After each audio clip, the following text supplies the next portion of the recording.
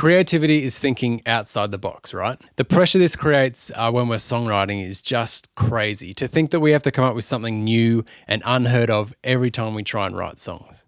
Today I want to talk about a songwriting approach that actually is being creative inside the box, so that we know where we're headed and we know what we need to add so that we can finish more songs and ultimately connect with people who are listening to them. So songwriting by being creative inside the box. Let's talk about it.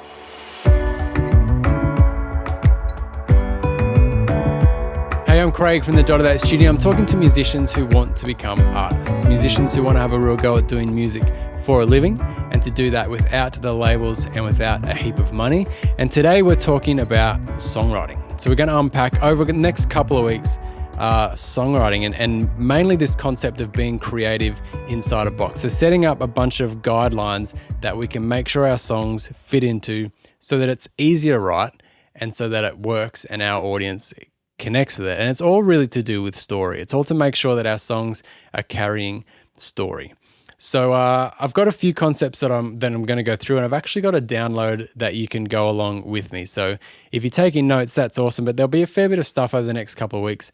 So I've got a PDF called Songwriting, Being Creative Inside the Box. There's a link below. You can hit download on that, or you can go to dotodate.com/artist if you're on the podcast and download that PDF. And I think that will really help you. It's kind of like a songwriting guide, really, where it's almost like a checkbox system where you can just go through and make sure you've got all the elements of your song, you know where you're heading. And I think it'll just make your songwriting a lot easier. So I'm going to talk about all those concepts in detail over the next couple of episodes. Today we're looking at this concept of what's inside the box. What does that mean as opposed to creating outside the box? And then we're also going to talk about the fundamental thing. If you get right in your songwriting, it'll be so much easier for you, and that is structure. So we're going to talk about that today. I just touched the keyboard as if I'm going to play you a song.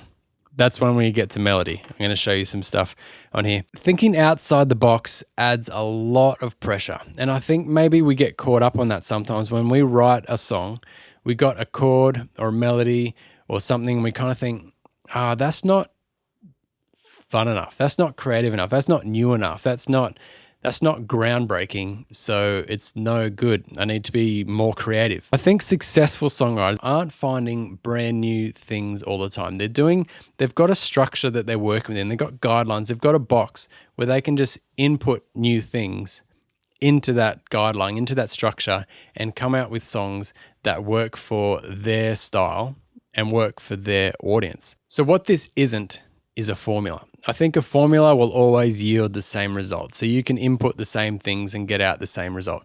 We don't want to do that with our songs. That's why it's not just being in a box, but it's being creative in a box, because we have to put different things in, but get out a song at the end of it. So for example, if we look at a recipe is like a formula. If I made a recipe for banana bread, I followed a recipe for banana bread, and the same a person on the other side of the world followed the exact same recipe, we would end up with almost an identical result. So we don't want to do that with our songwriting. We don't want to kind of look at it as a formula. Instead, we want to be creative, but we want to have guidelines that we're working within. We know where we're headed. We know what we've got to do. I want to chat about this concept using a cooking analogy, right? So we just talked about banana bread, and that's a recipe where it's kind of predictable and you can follow that and you get exactly the same result. But then there's a bunch of foods like something like shepherd's pie, where you have the framework of a shepherd's pie. So you know what you can expect with a shepherd's pie, but everyone's is going to taste different.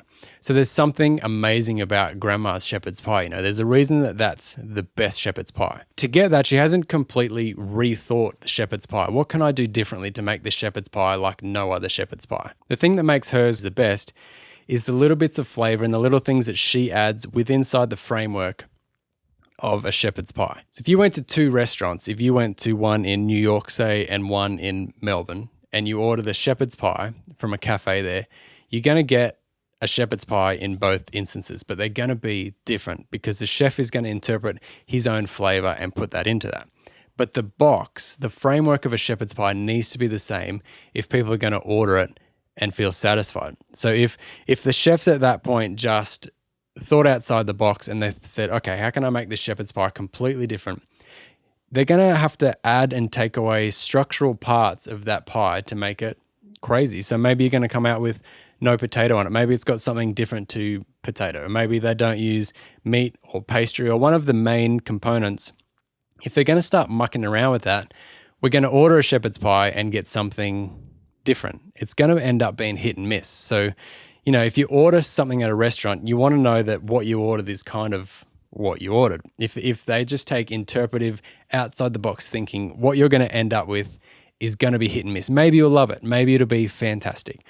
But maybe it'll be really underwhelming because it just doesn't make sense to you. You don't know what that is. You ordered a shepherd's pie, but you got that. So we need to do this with our songs. What we're doing is we're making sure that when people hear our songs, when people hear our story, that they can connect with it and follow the journey with it. If we just are trying things outside the box all the time, our songs are going to be hit and miss. Some people are going to love them. Some people are going to be like, what is this? I don't understand it.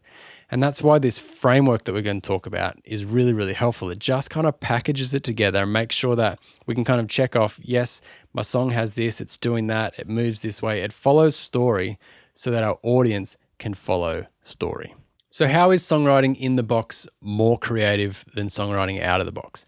I think if you're out of the box, you can just do whatever you want. You can grab this, you can grab that. It's kind of got no necessary rhyme or reason. The thing about creating inside a box is that you've almost got a brief. So you've got a point A and you've got a point B, and it's what you do to bridge that gap that makes it really creative. So a great analogy for this is like structural engineering. So if you think about a bridge, right? That bridge designer, that engineer has a brief. He needs to get traffic from point A to point B. He's got a body of water that he needs to get over. He's got a budget. He's got certain weights that the bridge has to uphold, all those sorts of things. So he's got kind of a brief that he has to work in.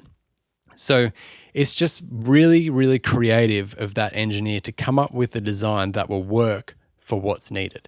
Come up with that design that's going to hold the weight, that's going to fit within the city guidelines, it's going to come in under budget, that's going to, all the things that go into making a bridge. They've got a box. So the real art in that engineer's creativity is, okay, this is the box I've got to work in. How can I make this bridge work within those guidelines? It wouldn't be as effective if the town planner just said, do whatever you want. Think outside the box. Because he could come up with a bridge, like something that went from point A to point B, but maybe it's not structurally strong enough to carry trucks over there. Maybe it's not strong enough to deal with the tides that move in and out. It could be a lot of things that it wouldn't work in, even though he's been very creative and put loop-de-loops in it and it's gone big S-bands, maybe it's gone through some buildings. It's very creative, but if it doesn't fit inside the requirements, then what's the point of all that creativity? So I think the real art is actually going, okay, this is what I need.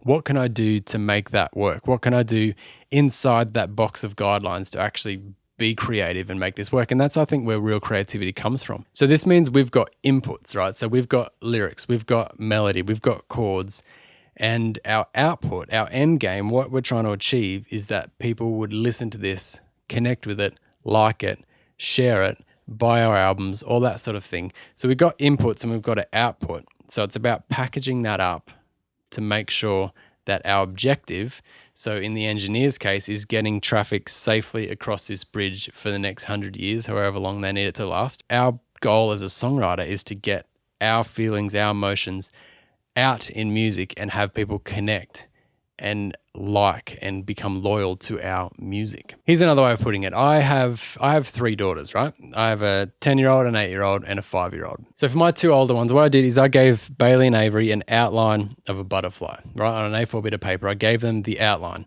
and I gave them exactly the same colors, but I put them in different rooms and I said, can you color in this butterfly for me? So after half an hour or so, they came back to me and they gave me their butterfly and they looked completely different. They both had exactly the same guidelines, they had exactly the same colors, but the end product was a result of their own creativity. So they came up with, they're stunningly different and they had different designs, different things matched, different symmetries between them both. They both looked great. I loved both of them. They were really, really different, but they were the same box. They were the same structure. They had the same guidelines and output. And I think we can relate this to music. So you've got Taylor Swift's brand new song and you've got Shawn Mendes' brand new song. They're both using exactly the same guidelines and structures and that sort of thing, but their input is slightly different, what they put into the box, and their output sounds completely different. And you wouldn't look at those songs and go, they're exactly the same. But I guarantee you they were written with the same guidelines and with the same destination in mind that people would listen, follow, and connect with. And they've found out a way, they've found out their own sort of box and guidelines that they write in. So popular music all has almost exactly the same structure and things, but you come out with different results because of your inputted creativity. The other thing I did is I gave my 5-year-old just a blank bit of paper with some pencils, and I said, draw me a butterfly. So I gave her no guidelines at all. I just said, draw a butterfly. So she, again, about half an hour, came out with this picture that kind of looked like a butterfly. It kind of looked like a butterfly. If you squinted, you could see that it was a butterfly. So it was disproportioned. One wing was a different size to the other, which means it had very little symmetry in the colors. The head was way too big. It was cute because it was my 5-year-old, and it was like, oh, that's so cool. You came up with this thing all by yourself. But it wasn't. I don't think it's super consumable, and probably because it's my kid, it's my little girl. I love it. I can connect with it because but I don't think you would like that picture. I don't think you would care for my 5-year-old's disproportioned, unsymmetried butterfly. I don't think you'd care for it. So and you could kind of squint and go, oh yeah, no, that's nice. That's a butterfly. So that's kind of my point here. If we want to write songs that are just outside the box and whatever we think, there's going to be a small audience that will appreciate that and kind of go, I really like the abstractness of this, or whatever, or the rest of them going squinting, going, oh yeah, I can see that. But if we're writing within guidelines, then we're opening the door to people that can just like it and appreciate it, because we're doing something that has been tried and tested, and it works. So when you've got the people that like squinting, so you're always going to have squinters that are going to look for the extra detail. And that's what I'm talking about, where there's so much power in being creative inside the box. So I can look at Bailey's butterfly and put on my squint and see extra bits that maybe not everyone else is seeing. I can see the extra little bit of detail she's put in there, as opposed to maybe Avery's that has different sort of detail. So there's always going to be squinters and the people that are looking really deeply into your music and trying to find extra stuff. So you want to make sure that you're putting that extra stuff in there. So it's not just generic. Nobody wants a generic song. But you can do that creativity inside this box that we're talking about. Like I mentioned, over the next couple of weeks, we're going to be unpacking this more and kind of figuring out what is in that box that we need to do. Today, I want to talk about the most important part of that box, which is structure and story. So your structure is going to be the thing that follows your story. If you've got fantastic lyrics that follow a story, you've got a really nice chord progression that you like. If you don't couple those things with solid structure, people are going to fall off and they're not going to grab it and they're not going to connect with it. I think this is something we don't want to get too cute with and too outside of the box. We don't want to come up with a brand new structure that nobody's ever heard of before. We don't need to. Come up with lyrics that nobody's ever heard before. Come up with a melody that kind of catches people. But our structure is we can make that really solid. And I think anywhere that we look has really good structure. So the movies that you like are really well structured. The books that we read are really well structured, and the songs that we love are really well structured. I'd maybe go through some of your favorite songs by some of your favorite artists, or even look at an album full of songs from your favorite artists and jot down what structure they're doing. I really highly doubt that it's going to move too much from itself, so what the songwriter does, what they've defined as their box. But even from this kind of structure I'm going to give you in a sec, that kind of is tried and tested and works, just like a movie structure is tried and tested and it works. Because the thing is, it carries our story, and humans love story. We love story. We connect with story, and there's just a good way of storytelling. So that is going to be in structure. So let me give you, and this is in the guide. So if you download the PDF guide, this is going to be in there, and you can make it into your own template. You can just copy mine there and kind of make that your own. So there's a few things that are changeable within that, but basically we're going to do verse, chorus, bridge, chorus. So that's in a nutshell. So what we can add to that to kind of give our own flavor is maybe it have an intro, verse, then maybe a pre-chorus, then a chorus. Then you could have a post-chorus maybe, which could also be the intro again. then the next verse, then the next pre-chorus, then the chorus, then the bridge, then a quiet chorus, then a loud chorus. Or maybe instead of the bridge, you're just doing a quiet chorus and then the loud chorus, and you're just using dynamics to make that your bridge. So within that structure, it's all in the PDF. It should be really predictable. So your intro would be like 4 bars. Your verse is going to be 8 bars. Your pre-chorus will be 4 bars. Your chorus will be 8 bars. Your next verse will be 8 bars. Next chorus will be 8 bars. Bridge will be 8 bars. Might be 16 bars if you've got a lot to say in your bridge. But it's kind of predictable. So if we're chucking in 7-bar verses or 11-bar verses, or even if we keep it neat and do 12-bar verses or something like that, there's kind of a natural sort of dialogue that's happening in our timings that just feel normal. And I just want to really emphasize again that it doesn't mean that you're not a good songwriter if you stick to a boring 8-bar verse.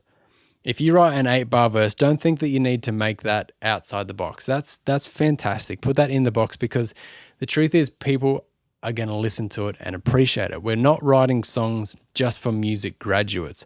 We're writing songs for people who enjoy listening to music, and this natural flow of this structure allows people to enjoy it and connect with it. You'll also find that they're the songs that are on the radio. They're the songs that are in the playlist. It's not the super creative, twisted, cute ones. It's the ones that work. So 8 bars works. 4 bars works. 2 bars is close. So you can do 10 bars sometimes, but as long as that last 2 bars is almost like a pre-chorus. So maybe it's still your verse, but it's changing and moving. Because we don't, just to follow story, too many random twists is confusing. It's harder to follow. You need to be more educated to follow those. So maybe your genre of music just has really educated listeners in it. Maybe if you're listening to classical music, or maybe some genres of metal where that's a really tight-knit niche of people that listen to it, they might all get it and they might be looking for those extra bits and pieces. So none of this is like set and this is exactly how you do it. But I would encourage you to challenge you even to try writing within the structure and see if that makes it easier for you. So it's in the PDF. But what this does when you're songwriting as well is you can just look at it and go, okay, I've got a verse. It goes for 8 bars. I need a chorus. I've got 8 bars. I'm going to write a chorus within 8 bars. So now if you look at it graphically, you've got, okay, I've got that chunk. I've got that chunk. I need a bridge here. I need a second verse. My chorus is already there. My chorus is already there. So then you can look at it. Okay, I've got 2 gaps. I need a second verse. And then you get that. You've got all the other choruses. I need a bridge. And then once you've got that, you've got all the pieces of your puzzle and it's already put together for you because you've got your structure already worked out, because that's what you write to. Maybe it needs that post-chorus in it. Add the post-chorus in it. Maybe it really needs a pre-chorus because the verse and the chorus isn't matching up properly. Then put a pre-chorus in it. At least you've kind of got a structure and a guideline. So what you'll start to then do is say, all right, I've got a ton of lyrics here. There's no way I can fit that into 8 bars. So now where you can be really creative is to go, all right, how can I fit that down into just 8 bars? How can I say what I'm saying in a different way? Or what things aren't necessary to my storyline that I can fit that into 8 bars?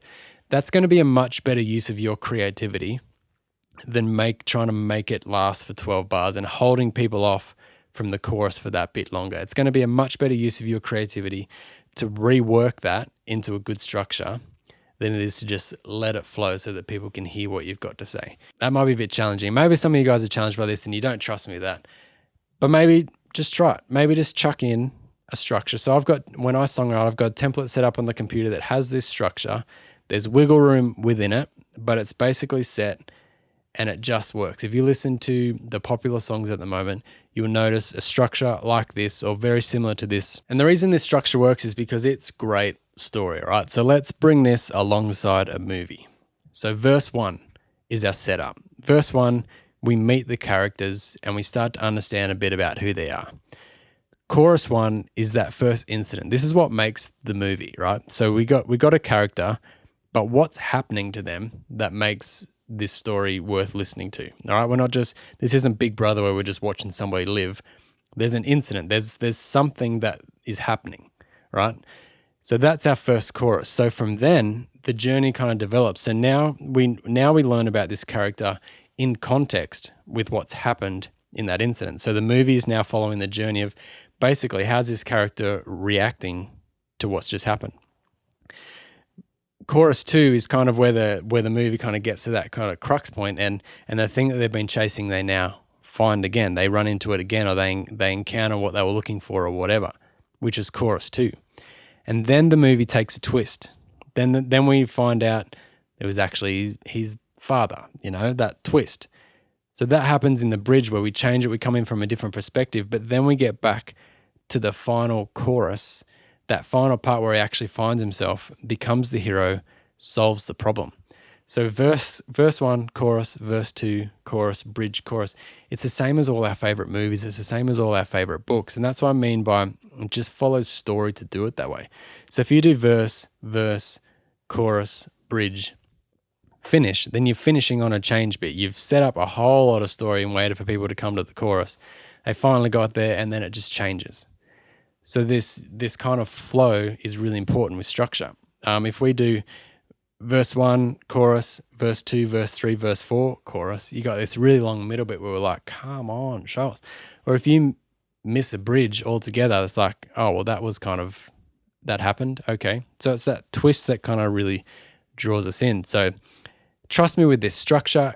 If you can have a box around your structure. So the input that you put into that, your melody, your chords, your rhythms, all that sort of stuff is all interchangeable. But if you can keep your structure, then you're going to write songs that people engage you, and it's just going to take a lot of pressure off your songwriting. I'd guarantee you that. So just as I finish up today, just make a template. Make a simple template which will act as a checkbox to you when you're writing songs. Do I have all the sections that I need? And then you can start to input the things that you need to input. It'll just make songwriting so much easier for you. If you want a hand, download my PDF, which kind of has this and all the other things I'm going to talk about in the next couple of weeks in it. You can kind of nick my template there. So next week, we're going to be talking about melody, rhythm, harmony, and lyrics. So what inputs can you do? How can you be creative inside your box using those things? And the following week, we're going to look at writing parts and production to your songwriting to kind of give it that next level and make sure that people respond and carry on and connect with the journey of your story. So stick around for those next couple of weeks. I'm recording short episodes every week, 15 to 20 minutes, just talking about going from musician to artist. What do we need to do to level up so that we can do music for a living? So subscribe if you're watching on YouTube. Send us an email if you have any questions at studio@dotted8.com. Make sure you download that PDF. I think that will really help you, just give you a bit of a nudge, maybe set some guidelines for you to write songs in, which I think will make it heaps easier. So make sure you grab that, make some music this week, and we'll talk again soon.